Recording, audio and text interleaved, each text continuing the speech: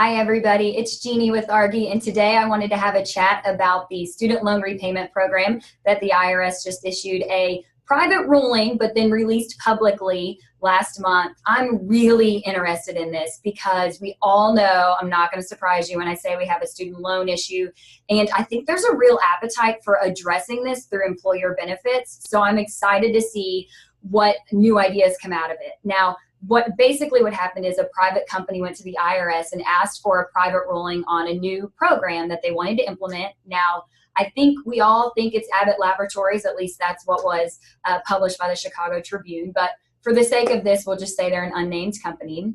Their idea or their question was, can we make a match to the 401k, an employer match to the 401k, if the employee is showing that they're contributing at least 2% of their eligible income to student debt, right? So typically you have to put into their retirement plan to get the match, but now they're saying, you know what?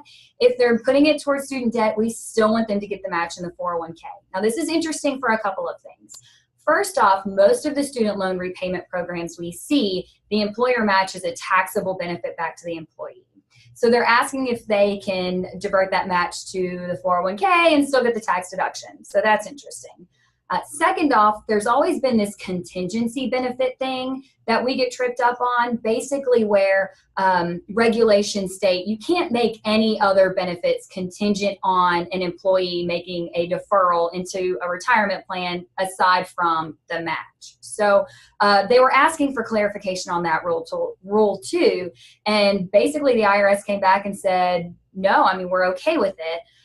They don't feel like it trips up the contingency benefit rule. Now, of course, that 5% match that is going to be made on behalf of the employee into the retirement plan is still going to be subject to all of the IRS limits, all of the testing rules that we have now. But this is really a different way to think about helping support those millennials who have big student debt payments that they need to make, but it's kind of still giving them the benefit of their retirement plan. I think it's a really interesting ruling.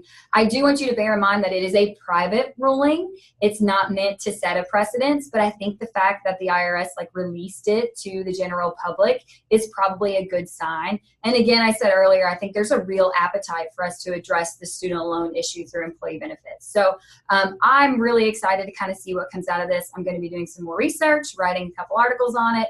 I would love to hear your thoughts and comments, so sound off below. And I will make a note that the disclosures and the sources for this video are available in the description, so make sure you check those out.